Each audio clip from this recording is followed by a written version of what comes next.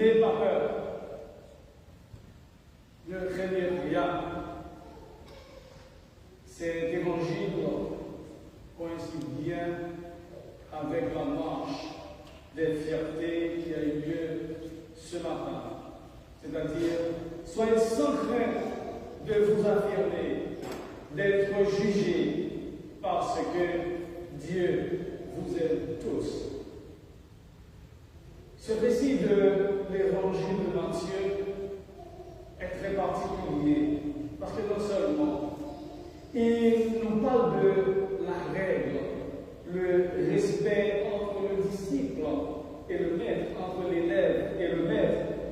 Le disciple n'est pas au-dessus de son maître, ni le serviteur au-dessus de son Seigneur. Mais ce récit est constitué de nombreuses paroles choquantes de Jésus que l'on considère le plus souvent comme une sorte de provocation.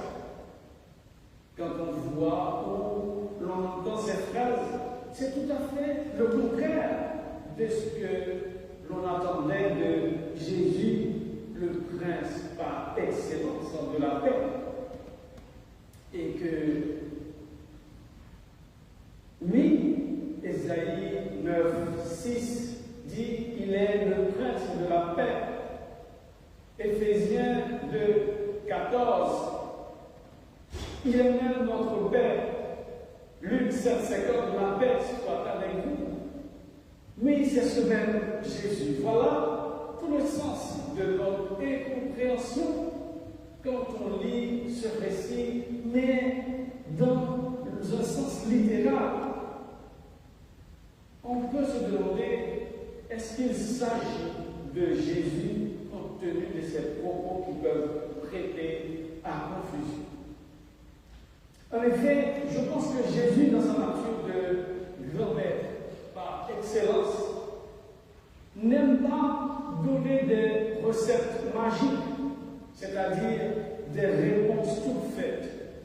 Il cherche toujours à piquer la curiosité de son auditeur pour que sa parole soit toujours quelque chose en mouvement où chacun peut tirer sa propre conclusion pour son interprétation. Oui, il y a pas mal de paroles que Jésus a prononcées qu'on avait qui prêtent à confusion. Ne pensez pas que je suis venu jeter la paix sur la terre. Je ne suis pas venu jeter la paix, mais le glaive. Qu'est-ce que ça veut dire? C'est vrai que glaive est toujours considéré comme une arme de combat. Mais ici, il ne s'agit pas du glaive, l'épée de David et de Goliath. C'est plutôt le glaive de la parole de Dieu, qui est considéré aussi comme une arme.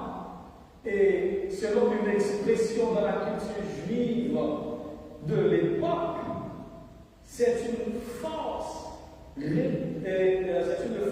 créatrice de Dieu et de l'Esprit Saint. La séparation de la lumière et des ténèbres. La paix, ce n'est pas une simple loi morale. C'est quelque chose qui doit être construite et non un enseignement à recevoir. Oui. Qui affectionne son père ou sa mère plus que moi n'est pas digne de moi. Qui affectionne son fils ou sa fille plus que moi n'est pas digne de moi. Cela nous permet de faire allusion à cette phrase. Aimez-vous les uns les autres comme je vous ai aimé.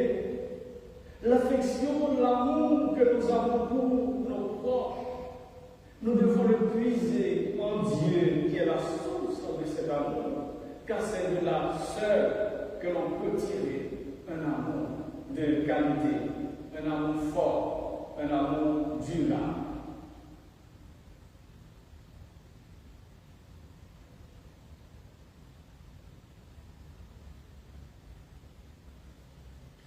qui ne doit pas s'accroître et vient à ma suite n'est pas digne de moi, qui trouve sa vie la perdra, et qui perd sa vie à cause de moi la trouvera.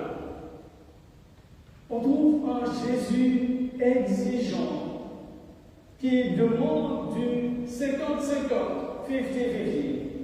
Il réclame l'investissement personnel. C'est-à-dire, mais il n'y a pas de pression, Jésus ne fait pas de pression, mais il vous demande de réfléchir. Réfléchissez bien avant d'agir, pour que vous ne mettiez pas la main dans les chapeaux, regardez pas derrière. On peut tromper tout, mais sauf Dieu. Tout ce qui est voilé sera dévoilé un jour. Tout ce qui est dans le secret, pour nous les hommes, mais pour Dieu, c'est la chose la plus facile. Il n'y a pas de secret pour Dieu. Tout ce qui est masqué sera démasqué un jour, tôt ou tard.